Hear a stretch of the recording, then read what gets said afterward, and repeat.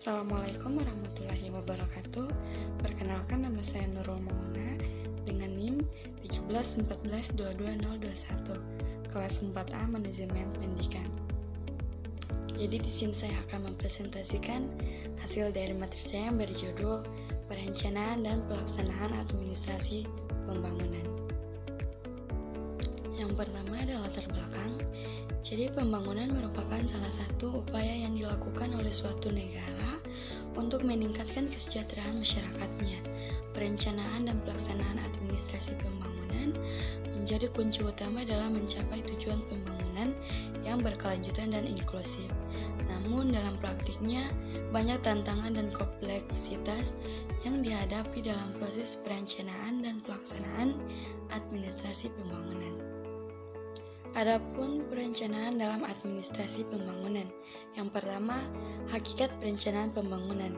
Definisi perencanaan.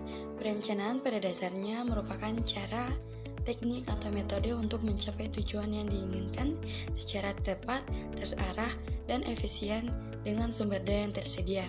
Safrizal 2009.15. Yang kedua ada asumsi perencanaan, ada fungsi perencanaan, dan terakhir ada manfaat perencanaan. Yang kedua, metodologi perencanaan pembangunan. Perencanaan mengambil metode dari berbagai bidang ilmu dan memodifikasikannya atau mengembangkan metode baru untuk memperoleh dan menyaring berbagai sumber informasi. Jenis-jenis metode perencanaan yaitu yang pertama ada proses perencanaan, perencanaan sebagai rekayasa pengetahuan, yang ketiga perencanaan sebagai problem solving, yang terakhir perencanaan sebagai proses produksi. Yang ketiga perkembangan strategi dan perencanaan pembangunan Indonesia. Pertama, hakikat pengembangan strategi perencanaan pembangunan. Yang kedua, konsep strategi perencanaan pembangunan. Yang terakhir, macam-macam strategi pembangunan Indonesia. Yang berikut ada pelaksanaan administrasi pembangunan.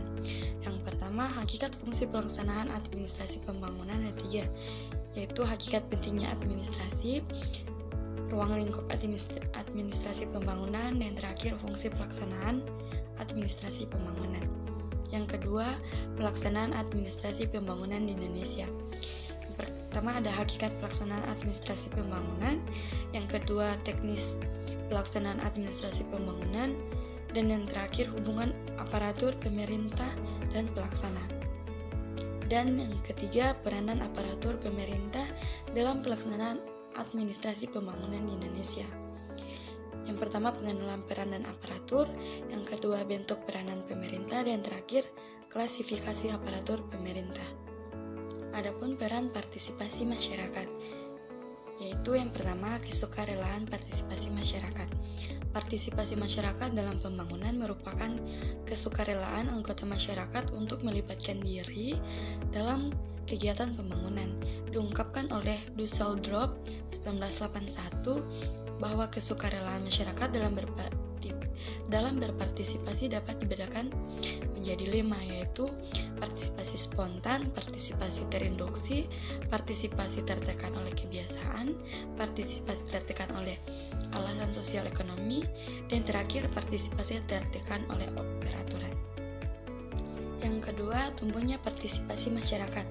Menurut Slamet 1985, tumbuh dan berkembangnya partisipasi masyarakat ditentukan 3 unsur pokok, yaitu yang pertama adanya kesempatan yang diberikan kepada masyarakat untuk berpartisipasi, yang kedua adanya kemauan masyarakat untuk berpartisipasi, dan yang terakhir adanya kemauan masyarakat untuk berpartisipasi. Dan yang ketiga, bentuk partisipasi masyarakat.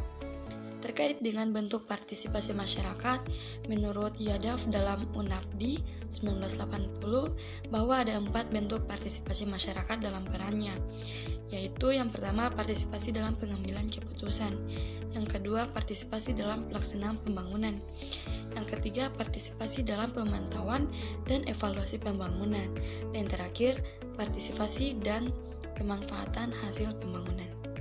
Adapun yang terakhir kesimpulan.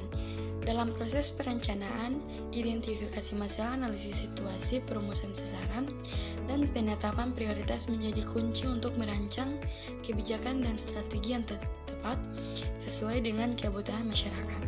Pelaksanaan administrasi pembangunan memerlukan mobilisasi sumber daya yang efektif, pengorganisasian yang baik, serta pengawasan dan evaluasi yang ketat untuk memastikan pencapaian sasaran pembangunan yang diinginkan. Sekian dari presentasi saya. Wassalamualaikum warahmatullahi wabarakatuh.